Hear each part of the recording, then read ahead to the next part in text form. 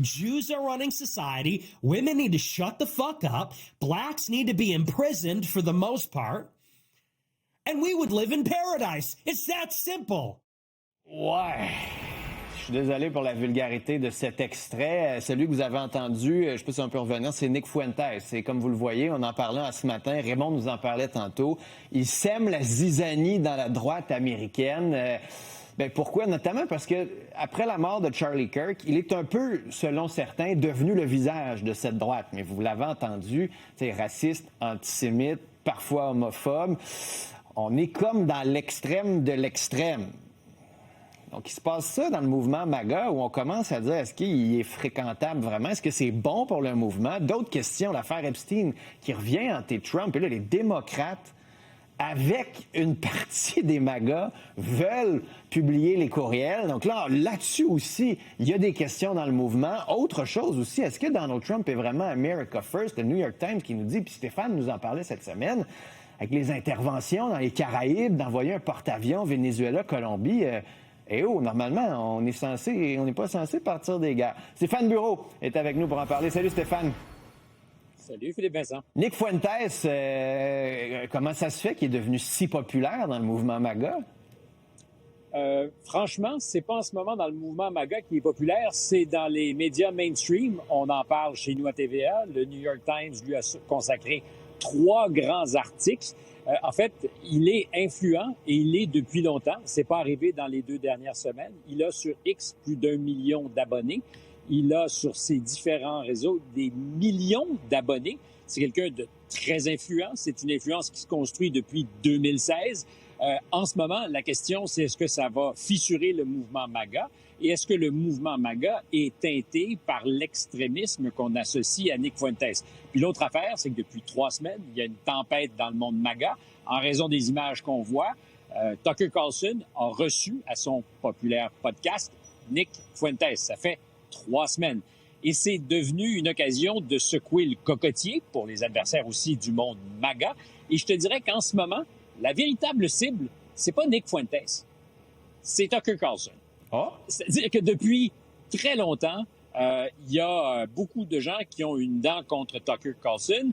Le New York Times avait consacré des centaines d'heures de recherche à retourner dans toutes les entrevues qu'avait fait Carlson à l'époque où il était à Fox News pour déterrer tout ce qui était possiblement déterrable.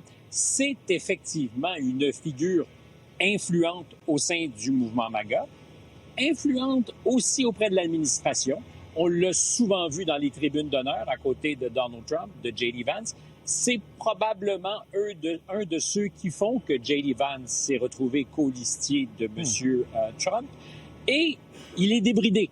Tucker Carlson ne dépend plus de personne. Il est libre, a sa propre base, son propre business qui va bien. Ne calcule pas ses effets, fait peur à beaucoup de monde. Et je crois qu'il y a beaucoup de monde qui avait aussi envie de le faire taire. Je ne sais pas si tu te rappelles de la cabale qui avait été menée contre lui à l'époque où il avait donné la parole à Vladimir Poutine. C'est vrai, on avait dit, oh, attention, c'est dangereux. On a donné la parole à un ennemi de tous. Il était allé acheter du pain en Russie pour dire que c'était donc même pas de la Russie, il n'y avait pas d'inflation. Exact. Il est allé dans une épicerie puis il a fait « Wow, il mange bien, c'est organisé », ce qui n'est pas par ailleurs faux. C'est-à-dire que Moscou, c'est pas le tiers-monde. La Russie ne c'est pas Moscou. Non, mais la Russie n'est pas un pays pauvre partout. Non, c'est ça. Et Moscou, si tu te promènes ailleurs aussi, il y a une vie qui ressemble davantage à l'Occident, mais la Russie, c'est vaste. Il y a du tiers-monde et il y a de la richesse. Mais là n'est pas notre propos. On avait, par association, dit Tucker Carlson a fait ce qui ne devrait pas être fait. Il a parlé à quelqu'un d'infréquentable. J'en sais quelque chose. J'ai déjà vécu un peu cette médecine-là, à l'époque où j'avais parlé avec le docteur Didier Raoult. Mais c'est ce procès par association qu'on fait en ce moment à Tucker Carlson. Et moi, je te dirais que celui qui est visé, Nick Fuentes, alors, il pue à bien des égards. Il s'assume, là. Totalement. Il est aussi très débridé. Et un des objectifs, c'est de donner la tag au mouvement en disant, regardez, c'est ça aujourd'hui la droite américaine, c'est Nick Fuentes. Alors, c'est une partie de la vérité pour une petite partie de cette portion-là, qui est peut-être même pas MAGA, parce qu'en 2024, pendant la campagne, Nick Fuentes est disait « J'aime bien Trump, mais il va pas assez loin ». C'était une manière de dire « Je suis pas sûr que ça soit tout à fait notre homme ». Là où c'est très embêtant pour Donald Trump, c'est que ce qu'il a fait avec succès en 2024, puis probablement que Carlson fait partie de ceux qui lui ont chuchoté à l'oreille, il a recruté des électeurs qui n'existaient pas avant. Des hommes jeunes qui ont été rejoints de manière différente et alternative. Avec Charlie Kirk, notamment. Charlie Kirk. Et il y a aussi en ce moment, puis tu m'arrêtes quand tu veux, sincèrement, il y a un schisme profond dans la droite américaine sur la question d'Israël. Ce n'est pas que la droite américaine, c'est dans la société américaine. En ce moment, on a vu les courbes s'inverser. C'est-à-dire qu'avant le début de la guerre à Gaza, essentiellement, les Américains, comme depuis toujours, appuyaient fortement Israël. Démocrates comme républicains. Aujourd'hui, chez les démocrates, tu as une majorité d'électeurs, je dis bien une majorité, pas une majorité, qui est favorable davantage à la cause palestinienne qu'à Israël. Et chez les républicains, ce n'est pas tout à fait le cas, mais disons que l'appui à Israël a considérablement augmenté, à la Palestine a considérablement augmenté.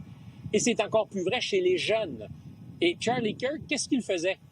Il commençait à poser des questions sur l'alignement de la politique étrangère américaine avec Israël sur plein d'enjeux.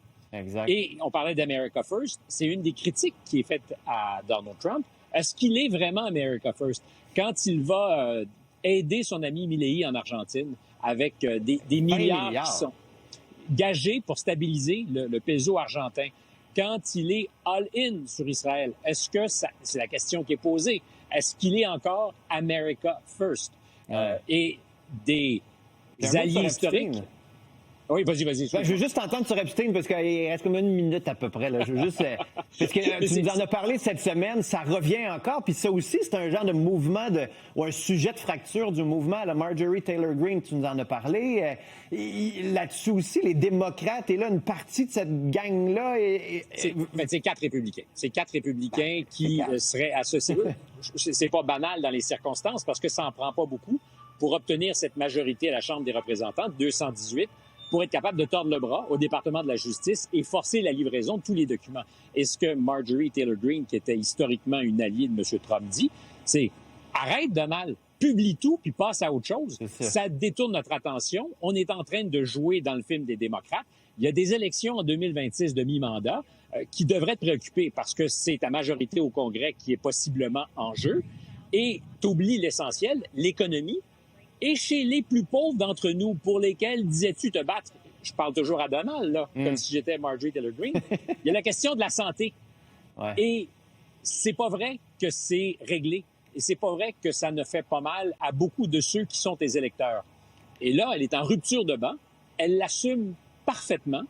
Elle ne fait pas d'effort pour se mettre à dos Donald Trump. Elle ne l'insulte pas.